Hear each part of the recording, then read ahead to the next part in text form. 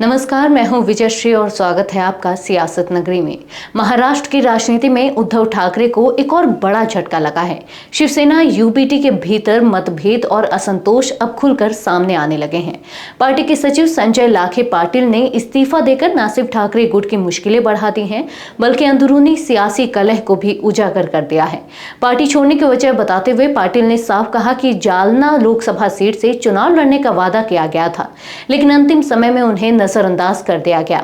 उनका कहना है कि कांग्रेस छोड़कर शिवसेना यूबीटी में आने के पीछे यही आश्वासन था कि सांगली की जगह जालना सीट उन्हें दी जाएगी, लेकिन यह वादा अधूरा रह गया।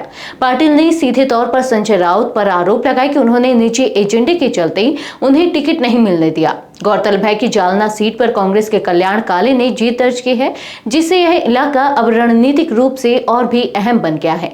संजय पाटिल ने सिर्फ नेतृत्व पर ही नहीं बल्कि विधान परिषद में विपक्ष के नेता अंबादास दानवे पर भी गंभीर आरोप लगाए।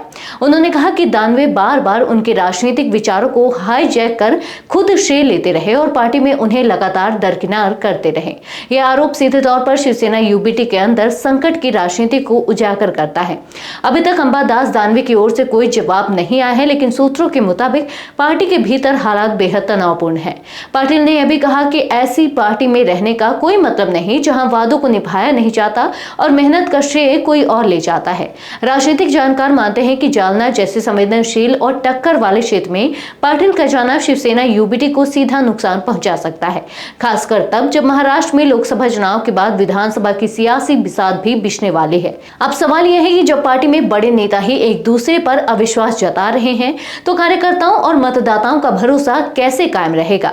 उद्धव ठाकरे के लिए यह सिर्फ एक इस्तीफा नहीं, एक चेतावनी है कि अगर नेतृत्व में संवाद और समन्वय नहीं हुआ तो पार्टी की एकजुटता बिखर सकती है। क्या शिवसेना यूबीटी अपने अंदरूनी घाव भर पाएगी या ये बगावत की शुरुआत है? राजनीति के मैदान में जवाब जल्द मिलेगा। आज के लिए बस इतना ही। अगर आपके इलाके में कोई राजनीतिक लापरवाही, भ्रष्टाचार या जनहित से जुड़ी समस्या है तो अब चुप मत रहिए, अपनी शिकायत हमें भेजिए। सियासत नगरी आपकी आवाज को मंच देगा और जवाबदेही तय करेगा, क्योंकि अब हर सवाल होगा सीधा सत्ता से।